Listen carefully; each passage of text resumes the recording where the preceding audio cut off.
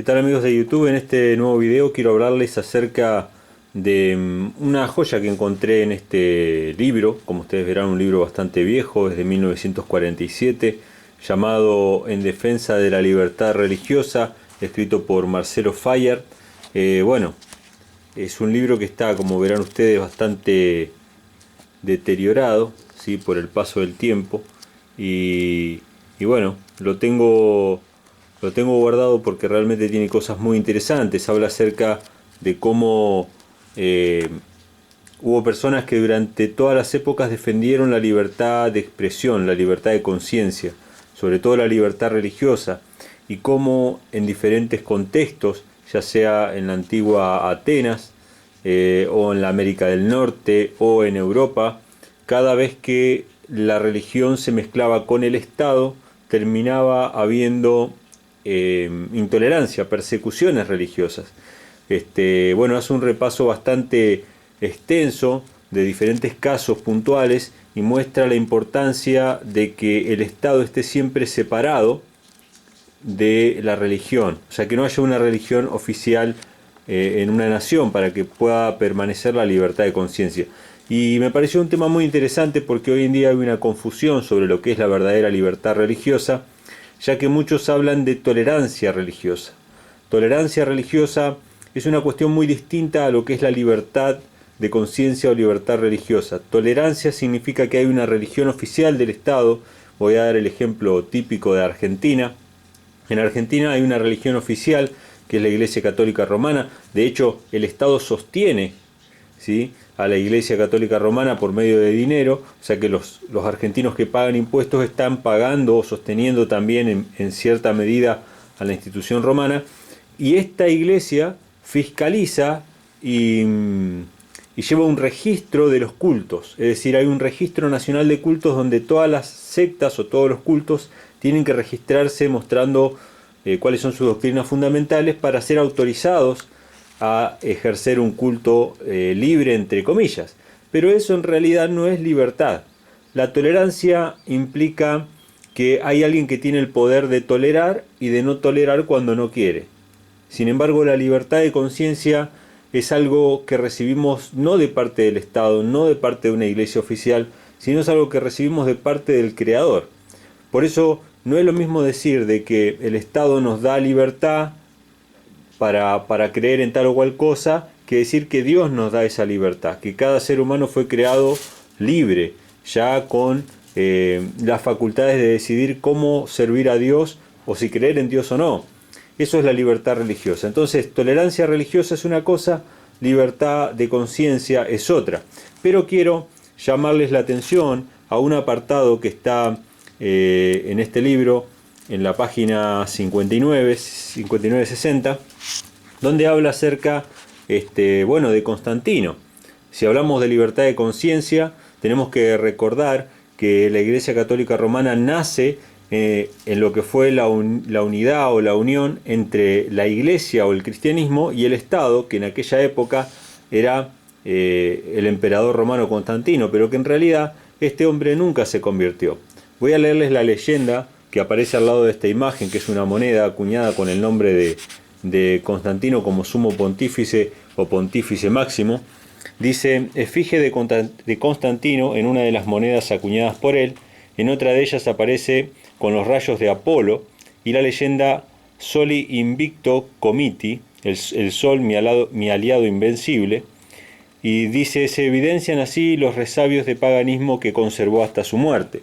Bueno, según los historiadores, según este mismo libro también, se habla acerca de la crueldad y la maldad de Constantino, como muchos otros emperadores romanos, que profesaba haberse convertido al cristianismo, pero que en realidad simplemente fue una táctica política para mantener la unidad del imperio, nada más que eso. El cristianismo no podía ser extinguido y por lo tanto era necesario absorberlo, y de ese sincretismo nació lo que hoy conocemos como la Iglesia Católica Apostólica Romana. Es una mezcla de cristianismo con paganismo. Pero me llamó la atención uno de los primeros decretos que los sucesores de Constantino, después del concilio de Nicea, emitieron para perseguir a lo que ellos llamaban herejes, ¿sí? Hubo diferentes luchas entre los sucesores de Constantino, pero este es uno de los primeros decretos de persecución religiosa y realmente me llamó mucho la atención y por eso lo quería compartir con ustedes. Voy a leer el decreto que dice así: queremos que todas las naciones que son gobernadas por nuestra moderación y clemencia se adhieran firmemente a la religión que San Pedro enseñó a los habitantes de Roma, que la fiel tradición ha conservado y que ahora es profesada por el pontífice Dámaso y por Pedro, obispo de Alejandría. La creencia en la única deidad del Padre, el Hijo y el Espíritu Santo, bajo una igual majestad y una piadosa Trinidad, según las enseñanzas de los apóstoles y la doctrina del Evangelio. A aquellos que siguen esta doctrina, los autorizamos a que asuman el nombre de cristianos católicos, y a todos los demás, juzgándolos insensatos y locos, los señalamos con la infamia de sostener un dogma herético, y no deben asumir sus congregaciones el nombre respetable de iglesias. Además de ser condenadas por la justicia divina, deben esperar sufrir las severas penas que nuestra autoridad, guiada por la sabiduría celestial, considere propio infligirles. Muy interesante este edicto, uno de los primeros edictos de persecución religiosa dados por el Imperio Romano contra cristianos. O sea, los cristianos arrianos, o cristianos con diferentes pensamientos sobre la personalidad de Dios, eran cristianos también, sin embargo fueron perseguidos por estos que supuestamente también eran cristianos católicos.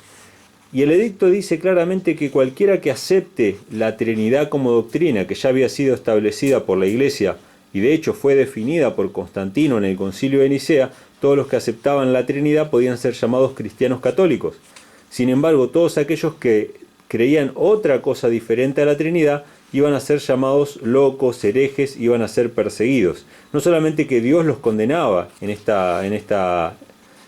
edicto, Dios los condenaba, sino que aparte de eso, ellos mismos podían infligirle penas de distinto calibre, es decir, podían torturarlos o matarlos o simplemente hacerle multas.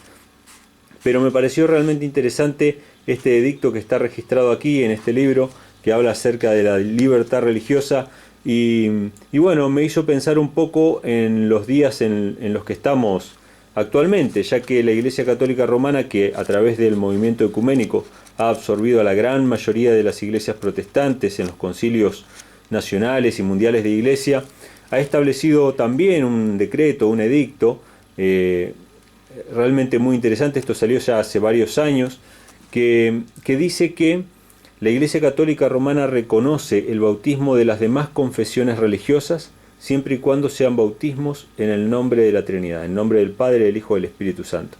Esto también me llamó la atención y por eso lo quería compartir con ustedes, pero bueno, es bueno recordar el pasado, es bueno ver sobre qué temas fueron las persecuciones en la antigüedad, para saber también cuáles son los temas que van a estar en el epicentro de la controversia en estos días finales. Bueno, en defensa de la libertad religiosa, ¿sí? Un libro escrito por Marcelo Fayard, ¿sí? Y que bueno, realmente es bastante provechoso. Obviamente no puedo compartir esto en PDF porque dudo que lo encuentre, pero si llego a encontrar algo sobre este libro lo voy a dejar en la descripción del video. Espero que les haya gustado el video. Si les gustó, denle a me gusta, compártanlo con sus amistades, déjenme sus comentarios ahí abajo. ¿Qué les parece a ustedes este primer edicto sobre la Trinidad, declarando herejes a todos aquellos que no creen en la Trinidad y declarando cristianos católicos a los que sí creen en la Trinidad? Déjenme sus opiniones acá, yo leo todos los comentarios, puede que no responda a todos por cuestiones de tiempo, pero los leo a todos y bueno, les agradezco mucho por tomarse el tiempo de escribir, más allá de que estén a favor o en contra, y también suscríbanse al canal para que bueno, puedan recibir las notificaciones cada vez que yo subo un video, que van a ser prácticamente todas las semanas, y no se pierdan ninguna novedad. Un gran abrazo para todos y hasta el próximo video.